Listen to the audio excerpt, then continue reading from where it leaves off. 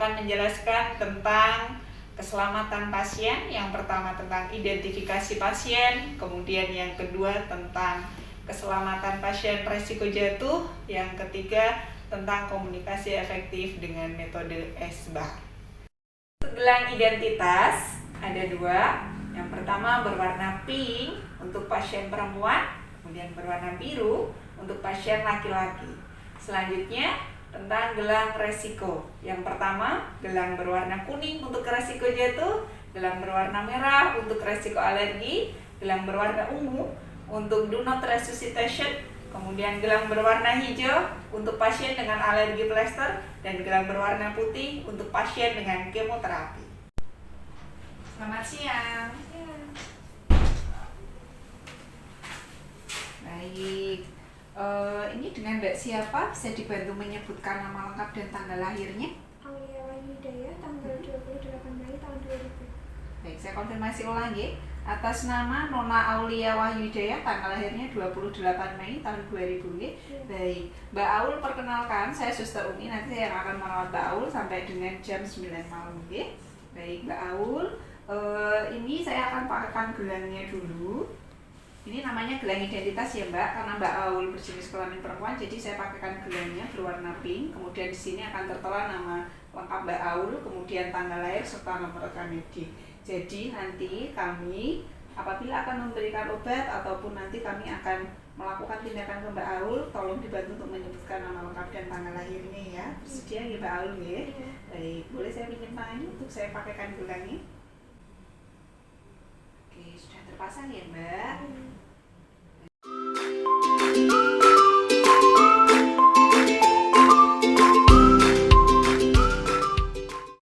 Saya akan menjelaskan tentang scoring resiko jatuh untuk dewasa menggunakan scoring resiko jatuh Morse.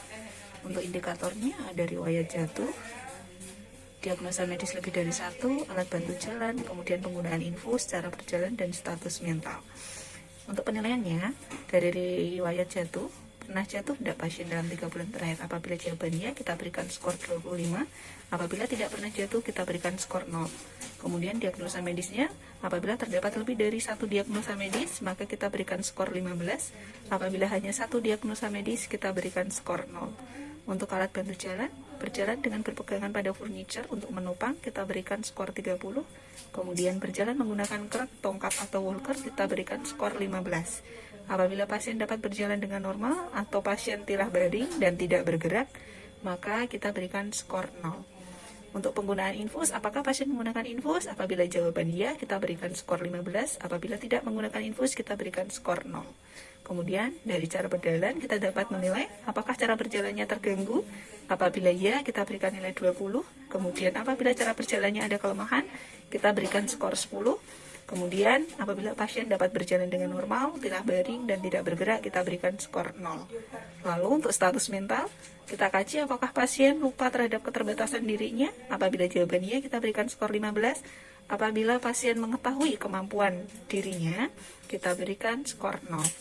Dari total scoring yang kita berikan, kita akan hitung, kemudian kita akan masukkan ke dalam kriterianya. Apabila penilaian kita terdapat skor 0 sampai dengan 24, maka termasuk dalam kategori resiko rendah. Kita tuliskan dalam kolom keterangan R. Kemudian apabila nilainya 25 sampai dengan 44, maka termasuk dalam resiko jatuh sedang. Kita akan tuliskan dalam kolom keterangan S. Apabila nilai yang kita dapatkan dari pengkajian lebih dari 45, maka termasuk ke dalam resiko tinggi. Jadi kita berikan keterangan P. Mbak Aul, ini untuk selanjutnya saya akan melakukan untuk screening tentang resiko jatuh ya. Dikarenakan ini kan Mbak Aul ada keluhan pusing ya. Jadi akan saya lakukan untuk screeningnya dulu. Apakah Mbak Aul dalam 3 bulan terakhir mengalami jatuh atau tidak? Iya. Terakhir jatuh kapan Mbak Aul? 1 bulan yang lalu. 1 bulan yang lalu. Kemudian apakah Mbak Aul bisa berjalan seperti biasa, tegak, atau memerlukan bantuan seperti krek ataupun tongkat? Kadang kalau misalnya pusing harus minggir, tapi nggak perlu pakai kaki, tapi harus ada benda yang nolong.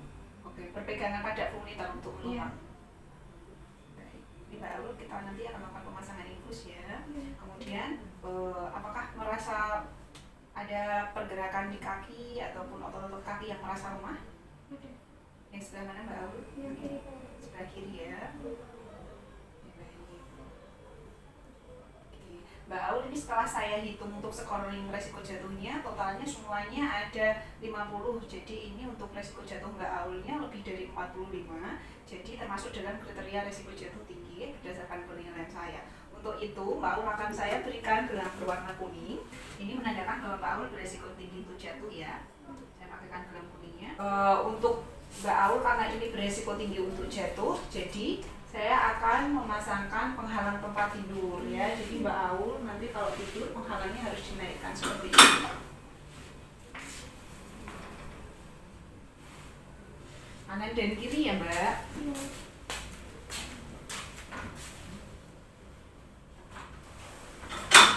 Oke, selanjutnya akan saya pasangkan tanda untuk resiko jatuh tinggi ya. Resiko jatuhnya sudah terpasang. Kemudian ini saya ada leaflet. Silakan nanti Mbak Aul bisa dibaca untuk bagaimana manajemen resiko jatuhnya agar mencegah Mbak Aul tidak jatuh dari tempat tinggi. Kemudian nanti kalau Mbak Aul memerlukan bantuan, silakan pencet bel. Belnya saya dekatkan ya. Saya taruh di sebelah sini. Silakan pencet bel kalau nanti membutuhkan bantuan. Oke, gimana Mbak Aul? Sudah jelas? Sudah ya, sudah saya pakaikan gelang kuning, kemudian sudah saya pasang penghalang tempat tidur. Yang ketiga saya sudah berikan tanda resiko jatuh. Yang keempat sudah saya berikan leaflet. Yang kelima belnya sudah berada di sisi tempat tidur Mbak Aul. Oke baik, ada yang mau ditanyakan sampai di sini? Enggak. Oke, ya sudah ya baik. Mari Mbak Aul, saya permisi ya, cepat sembuh.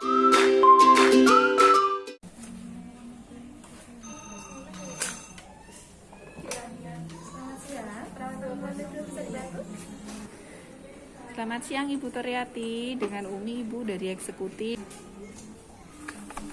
Oh iya, gimana Umi? Izin melaporkan Ibu, pasien di kamar 200A atas nama ANA. Ini dengan diagnosa medisnya viral infection. Ini pasien masuk tanggal 16.